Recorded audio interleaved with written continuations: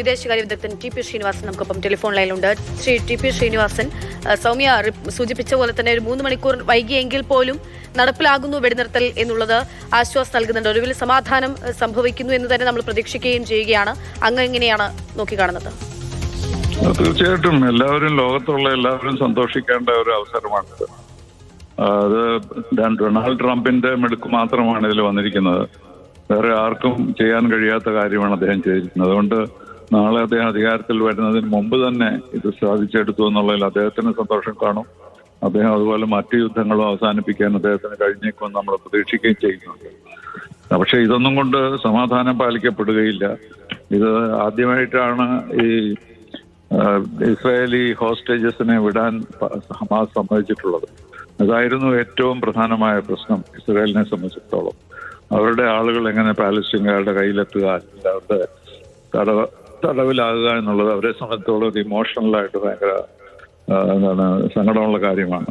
അപ്പൊ അതുകൊണ്ട് അതിലാണ് ഈ ഫോക്കസ് ചെയ്യുന്നത്. കഴിഞ്ഞ 2-3 ദിവസമായി നടക്കുന്ന ചർച്ചകളിലെല്ലാം ഈ തടങ്കലിലായ ഇസ്രായേലികളെ എങ്ങനെ പുറത്താക്കുന്നു, അതാണ് പ്രസിഡന്റ് ട്രംപും അത് തന്നെയാണ് എടുത്ത് പറഞ്ഞിരുന്നത്. ഇതാണ് ഏറ്റവും പ്രധാനപ്പെട്ട കാര്യം, അത് നിങ്ങൾ ടാക്കിൾ ചെയ്യും, ബാക്കിയൊക്കെ ശരിയായി വരും എന്ന്.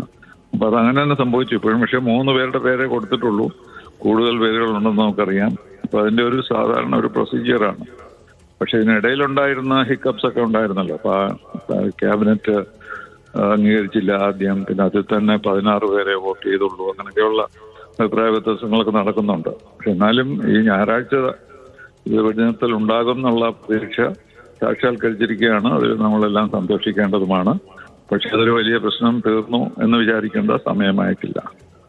അത് തന്നെയാണ്, അതായത് ഞാൻ അതുകൊണ്ട് തന്നെയാണ് ആദ്യം അങ്ങനെ ചോദിച്ചത്, എങ്ങനെ നോക്കിക്കാണുന്നു എന്നുള്ളത്. കാരണം ഇപ്പോൾ നമ്മളെ സംബന്ധിച്ചിടത്തോളം സന്തോഷമുള്ളതാണ്, സമാധാനമുള്ളതാണ്. ലോകം കാത്തിരുന്നൊരു നിമിഷത്തിലേക്ക് നമ്മൾ എത്തിയെന്ന് പറയുമ്പോഴും ശാശ്വതമാകുന്നില്ലല്ലോ പരിഹാരം. തീർച്ചയായിട്ടും ഇല്ല. 2 സ്റ്റേറ്റുകളാണല്ലോ ഈ ഐക്യരാഷ്ട്ര സംഘടന സൃഷ്ടിച്ചത്. അപ്പൊ അതൊന്ന് ഇസ്രായേലും ഒന്ന് പാലസ്തീനും. ഇസ്രായേൽ എത്ര വർഷമായിട്ട് ഇത്ര ശക്തമായ രാജ്യമായി മാറിയിരിക്കുന്നു. പാലസ്തീൻ എന്ന് പറയുന്നത് എവിടെയാണെന്ന് പോലും നമുക്ക് ആർക്കും അറിയാത്ത ഒരു സ്ഥിതിവിശേഷമാണ്. ഇസ്രായേലിനെ സംബന്ധിച്ചോളം പാലസ്തീനുകളെ ഗാസയിൽ നിന്ന് പുറത്താക്കുക, വെസ്റ്റ് ബാങ്കിലേക്ക് അയക്കുക, അല്ലെങ്കിൽ യുഗാണ്ടയിലേക്ക് കെട്ടിക്കുക എന്നൊക്കെയുള്ള ആശയങ്ങളാണ് അവർക്കുള്ളത്. അതൊന്നും സാധിക്കാൻ പോകുന്നില്ല. കാരണം വേൾഡ് മെജോറിറ്റി സപ്പോർട്ട് ചെയ്യുന്നത് പാലസ്തീൻ സ്റ്റേറ്റിനെയാണ്. അപ്പൊ അത് വരുമെന്ന് നമുക്ക് പ്രതീക്ഷിക്കാം. പക്ഷെ അതുവരെ സമാധാനമൊന്നും ഉണ്ടാവുകയില്ല. അതുപോലെ തന്നെ ഇതും പൊട്ടിപ്പുറപ്പെടാൻ, യുദ്ധം വീണ്ടും പൊട്ടിപ്പുറപ്പെടാനുള്ള സാധ്യതകളുമുണ്ട്. പക്ഷെ അതുകൊണ്ടാണ് ഞാൻ ട്രംപിന്റെ പേര് വീണ്ടും പറയുന്നത്. കാരണം അദ്ദേഹത്തിന്റെ ആ കടുത്ത ഒരു നയം കൊണ്ടാണ് ഇത് സാധിച്ചിരിക്കുന്നത്. അപ്പൊ അതുകൊണ്ട് അദ്ദേഹം പ്രസിഡന്റായി കഴിഞ്ഞാൽ ആ തരത്തിലേക്കായിരിക്കും അദ്ദേഹം ഇത് നീക്കുവാൻ ശ്രമിക്കുക. അദ്ദേഹം ഇസ്രായേലിന്റെ വലിയൊരു സപ്പോർട്ടറാണ്. എന്നാൽ അവിടെ ജെറുസലത്തിലേക്ക് ക്യാപിറ്റൽ മാറ്റിയത്, എംബസി മാറ്റിയത് അദ്ദേഹമാണ്. ഒരു വലിയ വിപ്ലവകരമായ ഒരു സഹായകരമായ കാര്യമായിരുന്നു അവരെ സംബന്ധിച്ചിടത്തോളം. അപ്പൊ അതെല്ലാം കഴിഞ്ഞിട്ട് ഇതുവരെ എത്തി. ഒരു പുതിയൊരു മാറ്റം എന്നുള്ളതിൽ സ്വാഗതാർഹമാണ്. പക്ഷെ ഇനിയും ഒരുപാട് കാര്യങ്ങൾ നേടാനുണ്ട്.